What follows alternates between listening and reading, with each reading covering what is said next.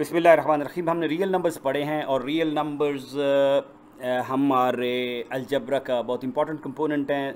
सारे rational, irrational, इन counting numbers, natural number, वो सारे सेट जो हैं वो रियल नंबर के सेट का हिस्सा हैं। गोया कि हम एट द एंड ये कहते हैं कि any point on the real number line is real number. वो किसी किस्म का भी हो सकता है, ठीक है। और राइट साइड पे हम नंबर लाइन पे शो करें तो वो पॉजिटिव होते हैं, और नेगेटिव नंबर्स, रियल नंबर्स, हम नेगेटिव साइड पे इस स्ट्रेट लाइन में शो करते हैं conventionally on the number line, just to represent them, ठीक है। नंबर अदरवाइज तो सारे नोशनल और इमेजिनरी चीज़ है ना। और अलजबरा से हम इस तरह रिलेट कर सकते हैं कि मैं एक अलजबरा का सेंटेंस लिखता हूँ x - 2 = 5। तो आम लाइफ में इसका मतलब ये है कि कहीं कुछ क्वांटिटी है, लेट्स से मेरे पास कुछ पैसे हैं, उसमें से मैं 2 रुपये घटाऊँ तो मेरे पास 5 बच जाते हैं। तो मेरे पास कितने पैसे हैं? तो ऑफकोर्स मेरे पास 7 रुपये थे, उससे 2 घटाए तो 5 बन गए। ये वो हमारा मूसा खारज़मी वाला अलजबरा है, अलजब्र वल मुकाबला से निकला है ना, बैलेंस करना। तो x 7 आ गया। तो इस इक्वेशन के, इस अलजब्राइक एक्सप्रेशन के रिज़ल्ट में या इसका सल्यूशन एक नंबर था 7, राइट। इसी तरह हम आगे चलते हैं।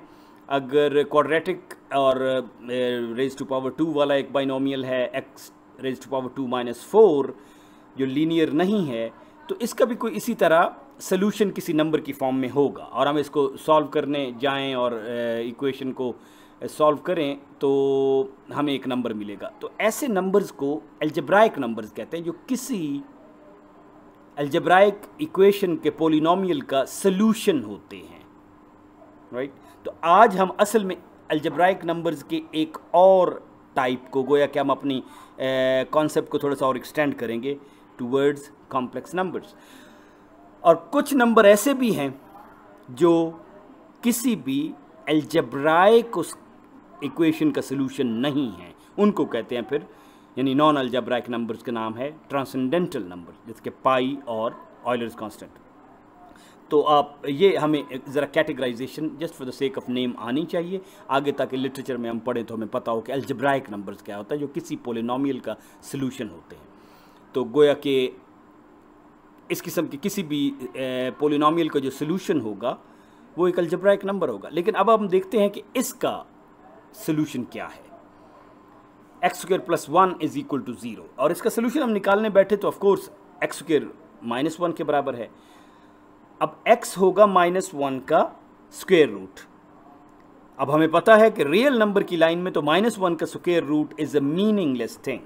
ये वो पॉइंट है जहाँ पे आके ये 1 डायमेंशनल नंबर्स या रियल नंबर्स कम पड़ गए और इंसानों को, मैथमेटिशियंस को, द साइंस को एक और नंबर्स इन्वेंट करने पड़े, ठीक है जी।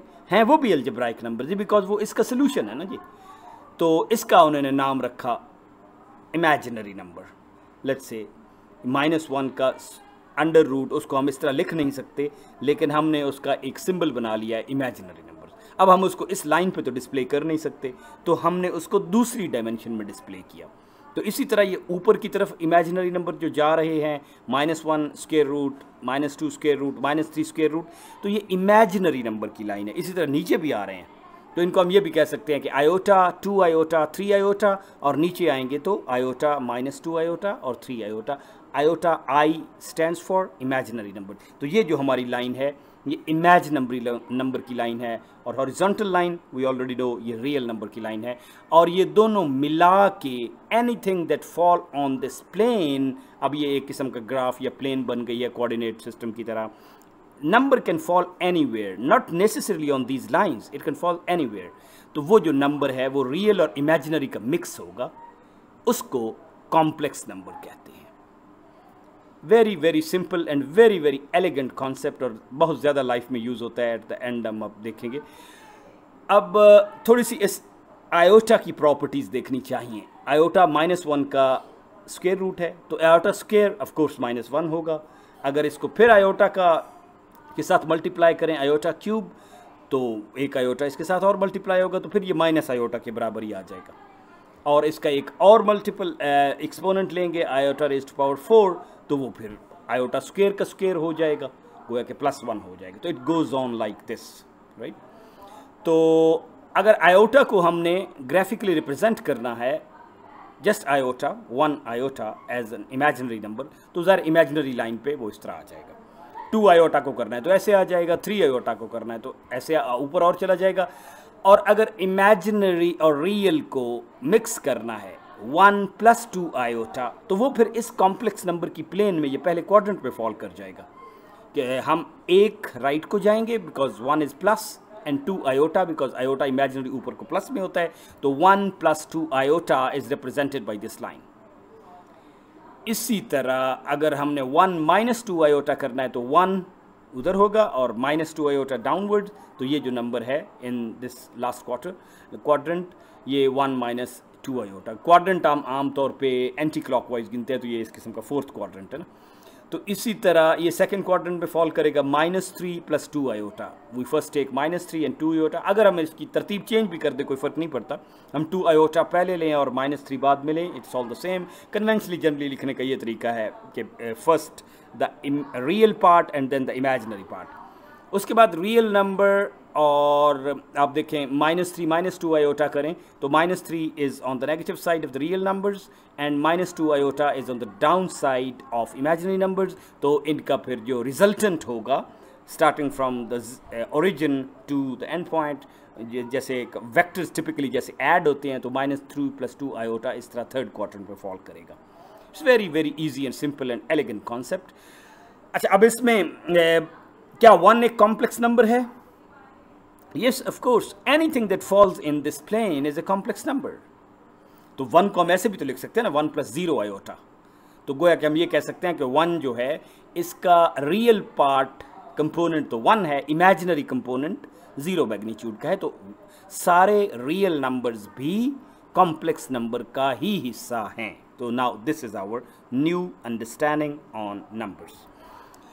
अच्छा, ये ऐड हो सकते हैं आपस में, जिस तरह हमने नंबर्स करने होते हैं तो फिर हमने अरिथमेटिक करनी होती है, नंबर के ऑपरेशंस करने होते हैं, एडिशन, सब्ट्रैक्शन, मल्टीप्लिकेशन, डिवीजन। तो इसकी addition is very very easy. इसके रियल कंपोनेंट को रियल के साथ ऐड कर दो और इमेजिनरी को इमेजिनरी के साथ ऐड कर दो, तो 3 + 3 आयोटा, सिंपल। तो इसको हम रिप्रेजेंट करेंगे तो दिस इज़ 1 + आयोटा, ये ब्लू जो वेक्टर बनेगा, और दिस इज़ 2 + 2 आयोटा, और जो इनका रिजल्टेंट है सबको सम करके that will start from the beginning of the first and the end point of the last. 3 + 3 iota इस तरह हो जाएगा। Very very simple. हाँ, अब इंटरेस्टिंग पार्ट मेरे ख्याल में जो है सब्ट्रैक्शन करने की ज़रूरत नहीं है, subtraction is as easy as algebraic operations are. अब हम इसको एक इंटरेस्टिंग चीज़ देखते हैं कि इसको अगर हम इमेजिनरी नंबर को एक अनदर इमेजिनरी नंबर से हम मल्टीप्लाई करें, या कॉम्प्लेक्स नंबर को कॉम्प्लेक्स नंबर से, और हमने दूसरा कॉम्प्लेक्स नंबर बड़ा सिंपल सा लिया है जिसका रियल कंपोनेंट 0 है, जस्ट 3 + 3 आयोटा को आयोटा से मल्टीप्लाई कर रहे हैं, तो ऑफ कोर्स ये आ जाएगा 3 × iota 3 iota + 3 iota square and it results in iota square is -1, तो -3 + 3 आयोटा। इसको ड्रॉ करें तो ऐसे आता है। नाउ इमेजिन, इसने बिल्कुल आयोटा से मल्टीप्लाई करने के बाद ये इधर के 45 से बिल्कुल 90 + 45 के एंगल पे ये वेक्टर शिफ्ट हो गया है। That is a very very beautiful property of complex number. अब इसको एक और दफ़ा आयोटा से मल्टीप्लाई करते हैं तो अब बिहेवियर देखते हैं, तो अब दोबारा किया तो it results in this number and it's again it has taken another transformation, 90 degree rotation इसने फिर कर लिया। ठीक है जी। तो इससे रिजल्ट क्या निकला? इससे बड़ा इंटरेस्टिंग पैटर्न निकला। पैटर्न ये निकला कि जब भी हम किसी कॉम्प्लेक्स नंबर को आयोटा के साथ मल्टीप्लाई करते हैं तो ये रोटेट कर जाता है by 90 degree towards anti clockwise. तो it's very very wonderful interesting property. तो इसको हम वेक्टर की बाज़ टेक्स्ट बुक में आप देखेंगे कि आयोटा की जगह जे लिखा होता है। ख़ास तौर पे ये जो फेज़र एनालिसिस एक हम करते हैं, फेज़ का analysis in circuit analysis and electronics, तो वहाँ पे जे का भी इस्तेमाल होता है, आई का भी हो सकता है।